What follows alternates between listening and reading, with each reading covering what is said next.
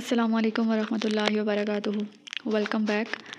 आज की वीडियो में हम लोगों ने पढ़ना है sin, vice, evil, norms and values के बारे में।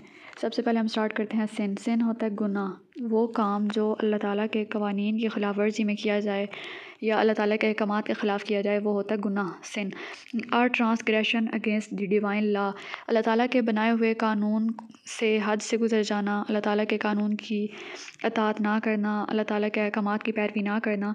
And any thought, desire, word and act or omission against that law, जिस अंदाज में रहने से, जिस तरह ज़िंदगी गुजारने से, जिस तरह बोलने का तरीका, बातचीत का अदब आदाब हमारे सुन्नत नबी सल्लल्लाहु अलैहि वसल्लम में और कुरान मजीद में जिनका जैसे ज़िक्र है, अगर उन पर अमल ना किया जाए और कुरान और सुन्नत के ख़िलाफ़ कोई काम किया जाए तो हम उसे कहेंगे कि वो गुनाह है, वो सिन है। उसके बाद आता है वाइस। वाइस क्या होता है?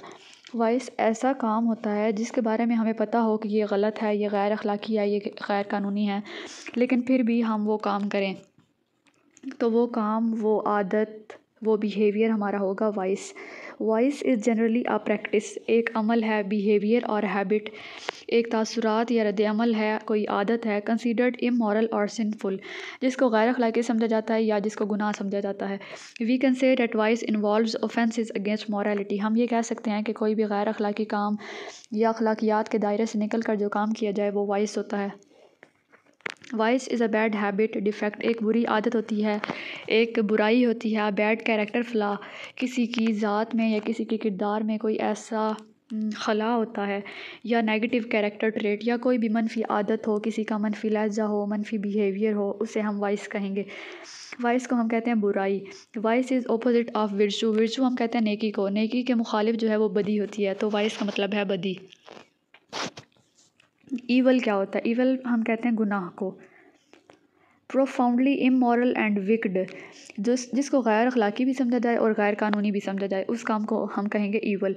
ऐसा काम, ऐसा गुनाह, ऐसा जुर्म जो कानून की नज़र में भी गलत हो और दीन इस्लाम की नज़र में भी गलत हो, जो कुरान और सुन्नत के ख़िलाफ़ हो, उससे हम कहेंगे ईवल। मॉरली बैड, क्रूअल और वेरी अनप्लेजेंट, कोई भी गैर अखलाकी काम, कोई बुरा काम या कोई ज़ालिमाना अमल जो है वो ईवल होगा। ईवल इन जनरल सेंस, आम तौर पे ईवल को क्या समझा जाता है? इज़ दी ऑपोजिट और एब्सेंस ऑफ गुड, अच्छाई की गैर मौजूदगी में या अच्छाई के ऑपोजिट या तज़ाद में हम कहते हैं कि बुराई होती है, ईवल होता है।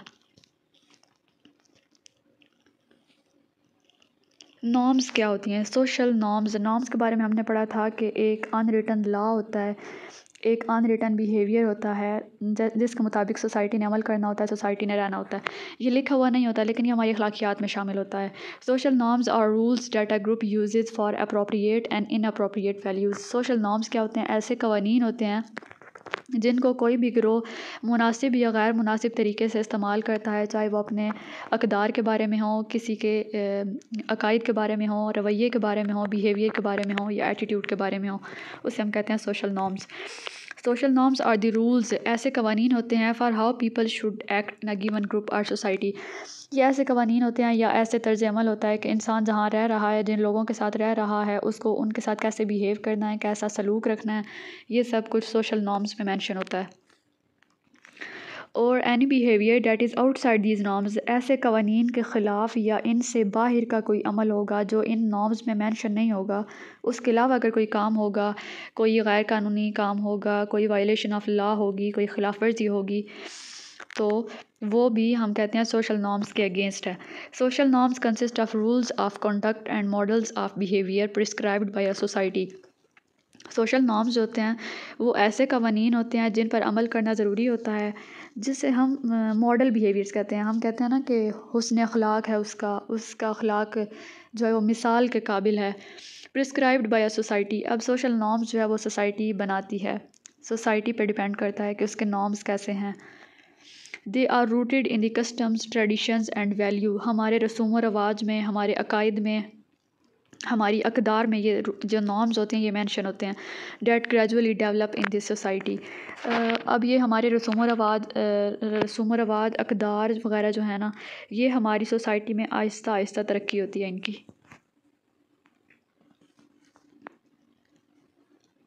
उसके बाद हम बात करते हैं वैल्यूज़ की। इन सिंपल सेंस आम अल्फाज में values refer to intangible qualities.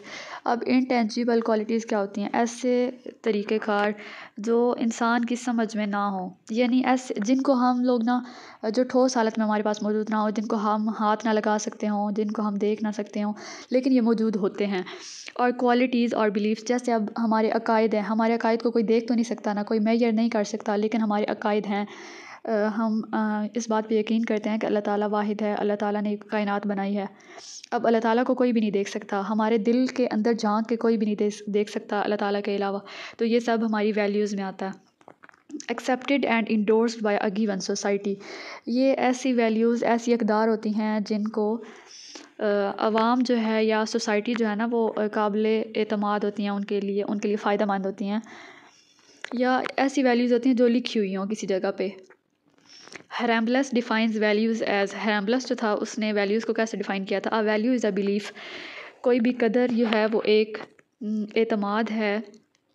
Date something is good and worthwhile, जो कि बहुत अच्छी चीज़ है और काबिल एतमाद है, उसकी वैल्यू है, उसकी कदर है।